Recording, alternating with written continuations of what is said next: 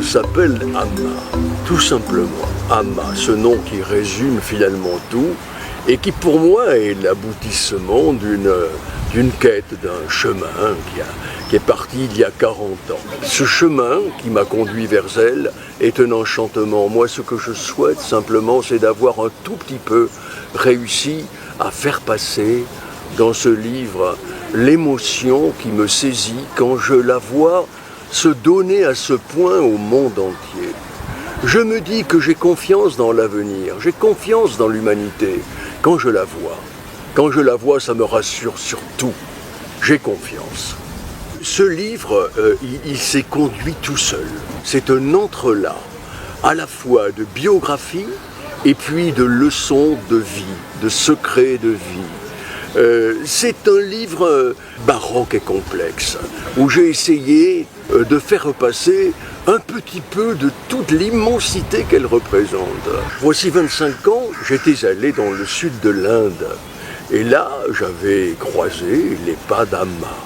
25 ans plus tard, je la revois, lors d'un passage en Europe, puisqu'elle fait le tour du monde, et là, je lui offre 2 de mes livres sur l'abbé Pierre et la sœur Emmanuelle qu'elle feuillette. Elle les feuillette, elle regarde les images, et puis elle me regarde et elle me dit « Yes ».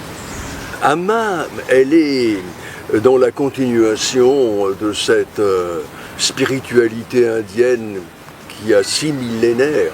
Elle est une grande âme. Et vous savez, je crois qu'aujourd'hui, les grandes âmes, les grandes consciences sont ceux qui maintiennent en équilibre notre planète qui est secouée en tous sens. Pour moi, ça a été une joie, j'ai pas d'autre mot, une joie immense pendant 2 ans de la suivre un peu partout. Elle est une âme de la conscience divine, elle est une émanation de la conscience divine, mais elle est en même temps une personnalité humanitaire gigantesque. Quand vous rentrez dans le monde d'Amma, là vous découvrez un enseignement qui est une véritable magie, une véritable ouverture sur l'amour du monde au sens le plus global. C'est plusieurs hôpitaux, c'est des orphelinats, c'est des maisons de retraite, c'est un travail dans les villages indiens. Vous savez, elle passe parfois 15h, 16h, 17h d'affilée à étreindre les gens, à les prendre contre elle, et à chacun de lui dire ce dont il a besoin. À lui tout seul, à elle toute seule, au milieu de la foule. L'amour est beaucoup plus fort. Et quand vous approchez d'Amma, comme je l'ai approché, vous le sentez avec une puissance. Au fond, Amma, elle nous dit simplement changer de vie. Changer de vie pour changer le monde. Pour moi, le sourire d'Amma, c'est une dimension supplémentaire pour l'amour.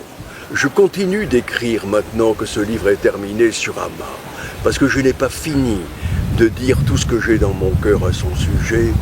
Mais sachez, chers lecteurs, que pour moi, il s'agit d'un livre qui est le couronnement de mon chemin, le bout de ma quête, le couronnement de mon chemin, et que je remercie Dieu, dans lequel je crois, de m'avoir donné cette chance de la rencontrer.